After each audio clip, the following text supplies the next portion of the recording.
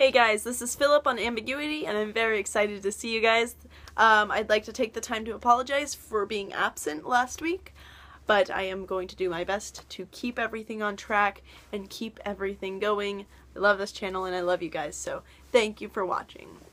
Some updates on myself before we get into this. Next week I actually have my consult with my doctor to get my blood work done and talk to my endocrinologist and finally get the ball rolling on starting tea. Hopefully the next time you see me, or the next 2 times you see me, I will be starting tea. Yay! Alright. This week's topic, we're going to be talking about the gender spectrum, gender neutral individuals, the gender binary, etc., etc. I would like to take the time to say that I am not a gender neutral individual myself. Therefore, I do not have the experience that it takes to be completely understanding and completely knowledgeable on this subject.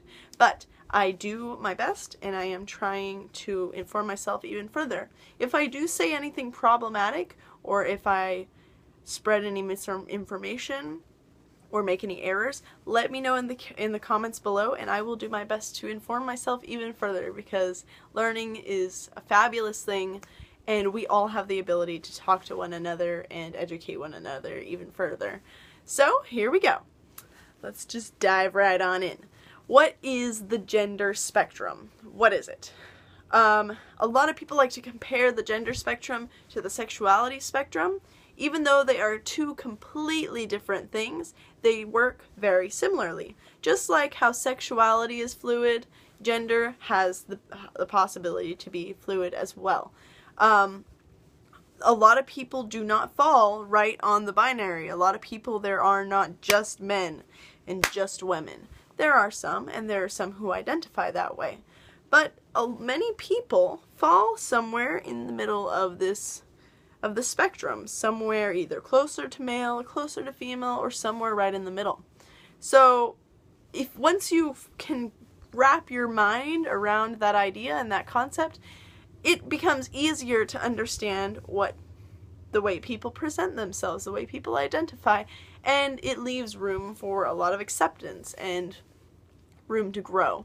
I know that there is a lot of prejudice in our community, the trans community itself, against those who do not fall right on the binary, because there is a tendency and a need, or a feeling that there needs to be conforming, that one has to conform against another.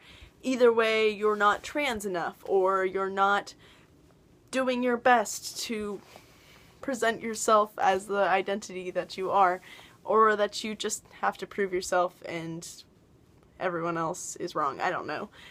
There's a lot of prejudice going on with people who don't fall right on the binary.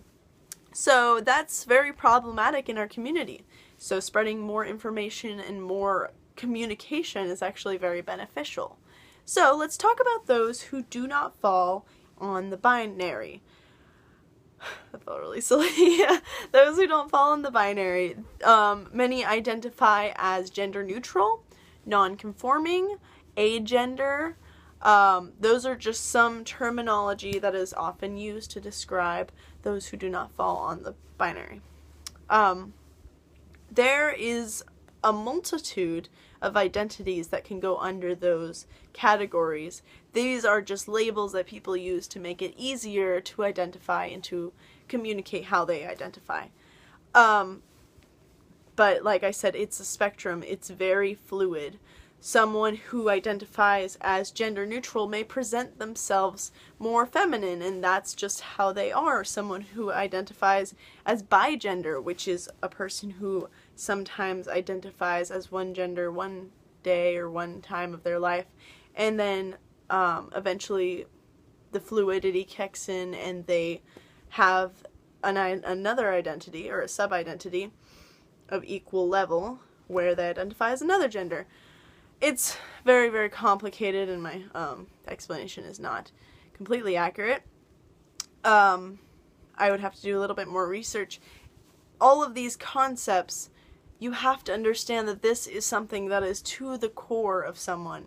This is something that someone is struggling with very, very much. And respect is an intensely important thing. So, whenever you talk about these individuals, you need to understand that this is something that they've been struggling with, which is why I admire anyone who identifies and embraces their identity. As I was saying, my first experience ever coming across the knowledge of the possibility of gender-neutral or non-conforming individuals was actually when I was scrolling through my comics, my favorite comic artists, some of their posts, and they posted about how they were agender, which is what they used to describe themselves. This made me want to pursue more knowledge because I did not know what that meant. Essentially, the way they described themselves in their experience was that they did not identify as either male or female. They identified somewhere in between, or like a mixture of both.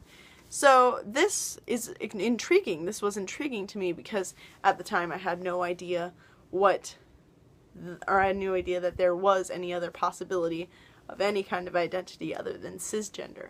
So looking into it more, I discovered that there is a growing and an ever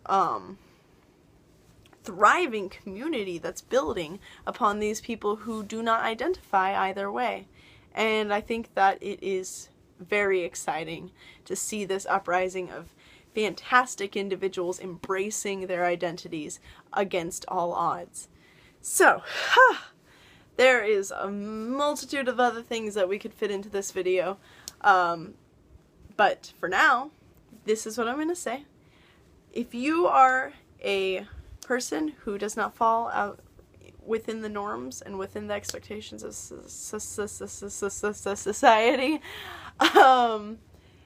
you are fantastic, and you are important, and you deserve to be a part of this community, and you are accepted within our community, especially right here on Ambiguity. We love you guys, every single one. Everybody is fantastic. So thank you for watching. I love you all.